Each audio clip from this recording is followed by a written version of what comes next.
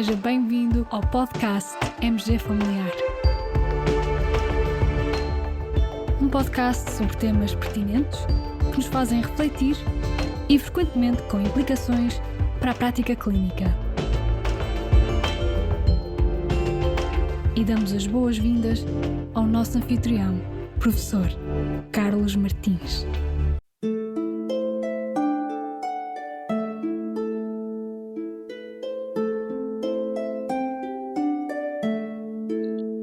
Há algumas semanas atrás tivemos um webinar muito interessante com a participação do nosso colega psiquiatra, professor Dr. Pedro Morgado, em que abordamos várias patologias na área da saúde mental. Logo no início do webinar, o nosso colega apresentou-nos um caso clínico de uma paciente, uma mulher de 34 anos, que desenvolveu uma perturbação de estresse pós-traumático após a sua filha ter tido um episódio grave de alergia alimentar um ano antes. Desde esse evento, a doente sente-se muito ansiosa, fica irritada quando vai à casa dos avós e acorda várias vezes durante a noite com pesadelos acerca do sucedido. Começou a verificar cuidadosamente todos os rótulos dos alimentos e por vezes fica na dúvida sobre se verificou adequadamente os rótulos ao ponto de desperdiçar a comida para se assegurar de que não há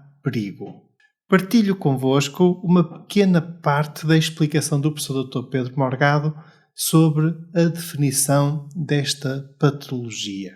Temos que então ter uma tríade de sintomas que está presente e que nos vai fazer a psicopatologia desta doença. Há uma reação a um evento altamente estressante e traumático que vai ter uma hiperativação da pessoa, uma reexperiência de aspectos do evento estressante e o evitamento de elementos de recordação do evento. Portanto, aqui 3 grupos de sintomas que estão aqui muito importantes.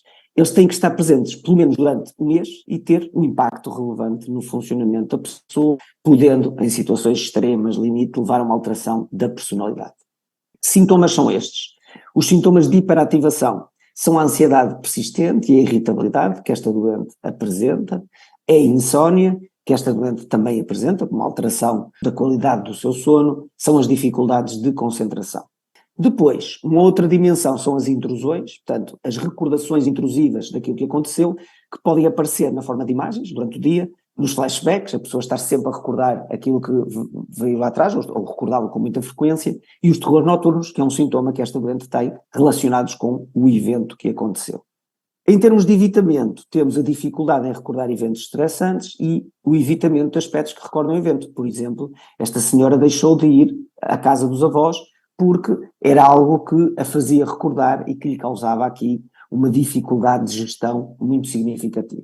E depois também sintomas de indiferença e desinteresse que podem estar aqui presentes no diagnóstico da perturbação de stress pós-traumático. Acho que vale a pena retermos esta ideia. Nesta perturbação podemos ter 3 grupos de sintomas. Sintomas de hiperativação, sintomas tipo intrusões e sintomas de evitamento.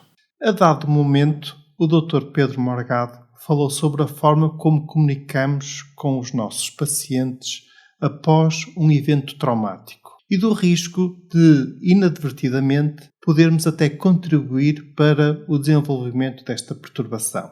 Neste contexto, uma colega nossa colocou a seguinte pergunta: que cuidados devemos ter quando falamos com os doentes sobre um evento traumático no passado? Nós, de facto, podemos ter atitudes que favorecem essa evolução e atitudes que a evitam.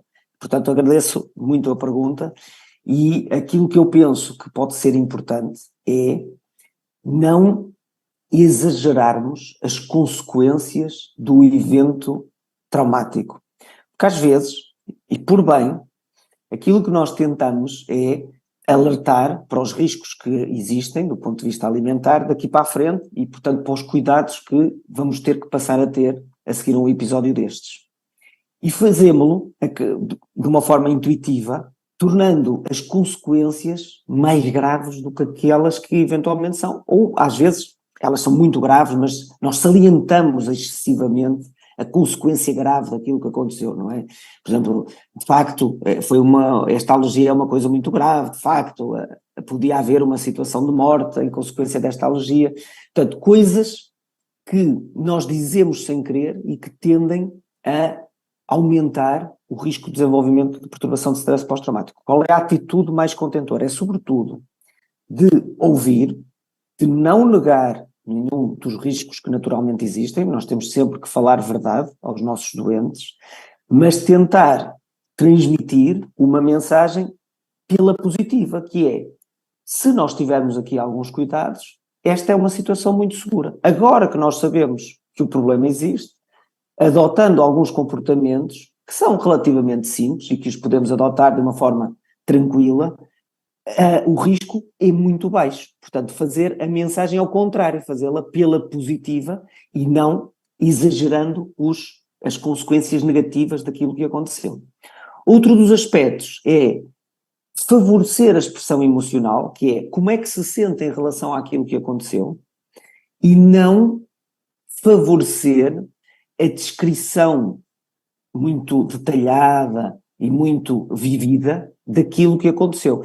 É, curiosamente, uma estratégia contrária àquela que nós utilizamos na abordagem do luto. No luto, nós procuramos que as pessoas, a não ser que haja o risco de um desenvolvimento de uma perturbação desta natureza, mas num luto não traumático, digamos assim, em que não houve um acidente que a pessoa presenciou, num luto das mortes mais normais, mais habituais, nós fazemos a narrativa do sucedido para ajudar a expressão de emoções acerca do sucedido.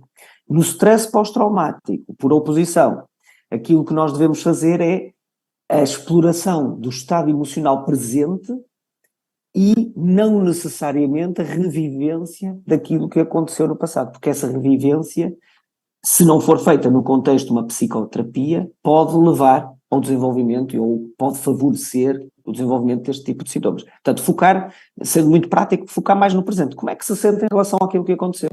Agora, partilho convosco a abordagem do tratamento desta perturbação. Então, o que é que nos dizem os algoritmos de tratamento da perturbação de stress pós-traumático?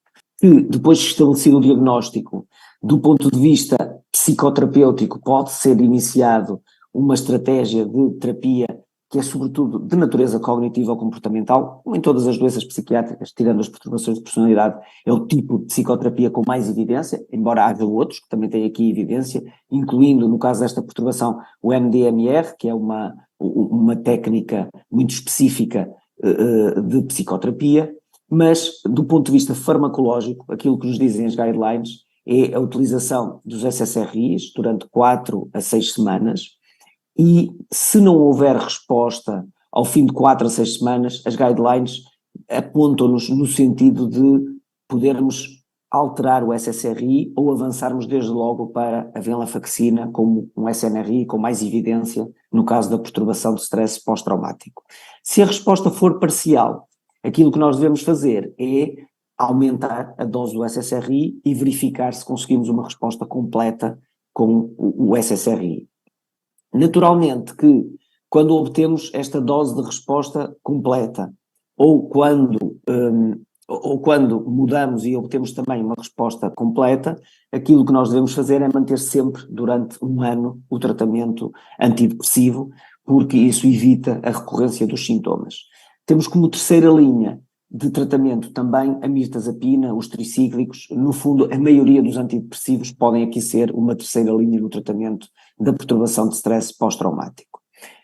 Os sintomas residuais e outros sintomas que possam surgir, naturalmente podem ser tratados com estratégias mais específicas dirigidas a esses sintomas e a utilização de antipsicóticos, nomeadamente para os sintomas de hiperativação e hipervigilância. E para os pensamentos intrusivos tem também uma evidência significativa, portanto podemos usar doses baixas de quetiapina e de risperidona, mas em adição aos SSRIs, em adição ao tratamento antidepressivo, que é aqui a base do tratamento da perturbação de stress pós-traumático. E é isso que nos dizem praticamente todas as guidelines. Portanto, temos sempre aqui terapias focadas no trauma, de natureza cognitiva ou comportamental, temos o EMDR também como uma alternativa terapêutica e depois temos os SSRIs como primeira escolha e a venlafaxina como segunda escolha, sendo que recordar-vos que a venlafaxina na dose de 75 mg é também um SSRI, só a partir dos 150 mg é que nós temos um funcionamento como SNRI. No caso clínico apresentado neste webinar, a doente acabou por ser medicada com um inibidor da recaptação de serotonina, a sertralina, e também com a trazodona. Uma colega colocou a seguinte pergunta: quanto tempo devemos manter o tratamento? A sertralina, 1 ano.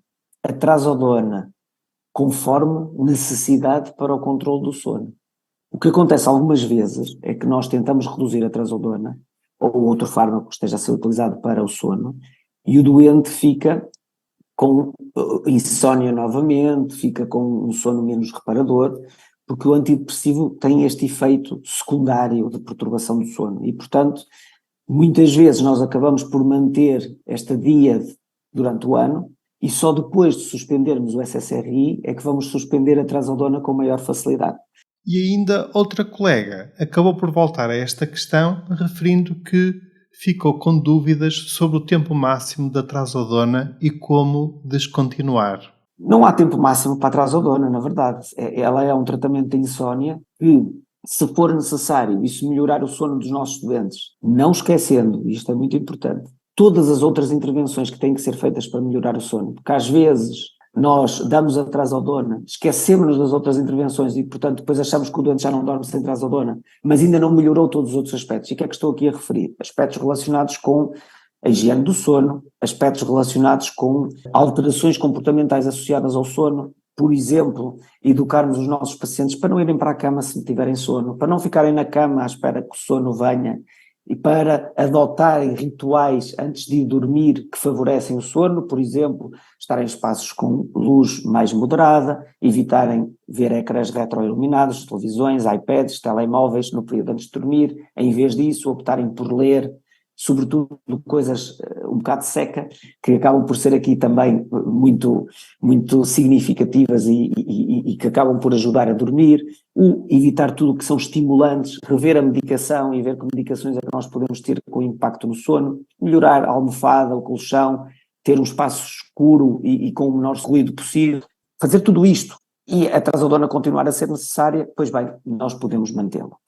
Quando chegamos a uma fase de redução, imaginando esta senhora que vimos há bocado, já parou a sertralina, já não tem aqui nenhum destes fatores que nós falamos, está a dormir bem, vamos experimentar retirar a trazodona. Ela não precisa normalmente, na dose de 50 mg, de uma diminuição faseada e, portanto, nós podemos suspendê-la e dizer à doente assim, olha, achar que está a dormir bem, não a tome um ou outro dia e vamos ver como é que funciona nesses dias. Recordar que em algumas situações pode haver privação, apesar de já ser uma dose muito baixa e, portanto, temos que estar atentos a isso, mas se isto resultar, pois muito bem, a pessoa reduz a trazodona. Podemos ainda passar para a trazodona de libertação imediata e parti-la ainda em 4, é possível, é assim, é um bocadinho arcaico, mas às vezes passamos para 25 e fica mais fácil reduzir, mas a esmagadora maioria dos doentes podemos passar dos 50 para o 0 e eles vão experimentar umas primeiras noites em que podem ter alguma dificuldade, também temos de trabalhar isso com o doente, mas ficar sem a trazodona pode ser aqui uma opção. Portanto, isto sobre o método como, duração, idealmente o menor tempo possível, necessário, se for necessária podemos mantê-la por períodos maiores. Mais à frente, neste mesmo webinar, a respeito do uso dos inibidores seletivos da recaptação da serotonina, um colega nosso colocou a seguinte pergunta: como sugere realizar a troca, o switch entre antidepressivos e inibidores seletivos de recaptação da serotonina? Segundo alguns esquemas de tratamento, nós podemos fazer a mudança entre as SSRIs direta. Portanto, estamos a tomar 50 mg de sertralina, passamos para 10 de citalopram diretamente. Pronto. Dose equivalente, troca direta. Na prática, eu não costumo fazer assim. Faço sempre uma semana de metade da dose de cada um dos antidepressivos e depois continuar o curso da dose do antidepressivo que a pessoa está a tomar. Mas faço isto com uma enorme flexibilidade. Do género, imaginem que o doente está a tomar sertralina e me diz assim, olha, mas já só tenho 2 comprimidos de sertralina, não lhe vou passar uma receita de sertralina, uma caixa nova para isto. Portanto, fazemos 4 dias. E, portanto, flexibilidade nisto. A regra é que é simples. Quais são os principais cuidados? Os principais cuidados são nas substituições de SSRIs para SNRIs, e aí, embora também exista a regra de poderia ser direto, eu faço sempre aí essa passagem progressiva, até porque muitas vezes aquilo que nós fazemos, por exemplo, para a venlafaxina, é um ajuste de dose, ou seja, nós passamos de um SSRI numa dose, por exemplo, de 50 ou 100 miligramas e vamos para os 150 da venlafaxina, e portanto começo com doses mais baixas de venlafaxina para ser tranquilo e seguro, e faço, por exemplo, uma semana 50 de sertralina, 75 de venlafaxina e depois vamos para os 150 da venlafaxina. No caso da substituição do SSRI pela vortioxetina, eu também uso exatamente a mesma estratégia. Portanto, faço uma semana com uma dose mais baixa dos 2 fármacos e depois passamos diretamente para a vortioxetina. Também seria possível fazer um switch direto. E porquê? Porque nós estamos sempre a falar de fármacos que inibem a recaptação da serotonina. Os efeitos mais adversos são no início do switch e, portanto, nessa fase é que nós podemos ter mais sintomas. Mas como há uma reposição da recaptação com o fármaco que nós estamos a substituir, esses sintomas acabam por ser muito minimizados. A outra circunstância que eu penso que nós devemos ter mais cuidado é no caso da paroxetina.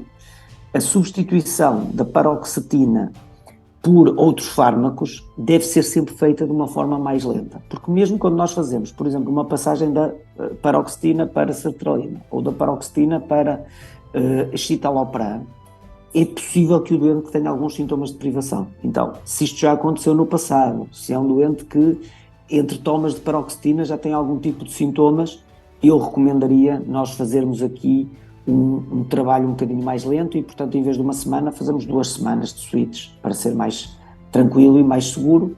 Em algumas circunstâncias, se calhar já tiveram, é raro, já me aconteceu, doentes com quem é extraordinariamente difícil retirar a paroxetina, fazemos 2 meses de conjugação dos 2 antidepressivos até ficar com o novo antidepressivo, mas isto é, o que é raro, portanto a regra 1-2 semanas é o suficiente. Caros colegas, espero que esta partilha vos seja útil. Este foi um webinar mesmo muito interessante, em que foram abordadas ainda outras patologias, e com este episódio partilho o link de acesso ao webinar na íntegra, que está disponível no DrShare. Este webinar foi o módulo 10 do curso Via Atlas. Muito obrigado por nos ouvirem, fiquem bem, continuem bem, até ao próximo episódio.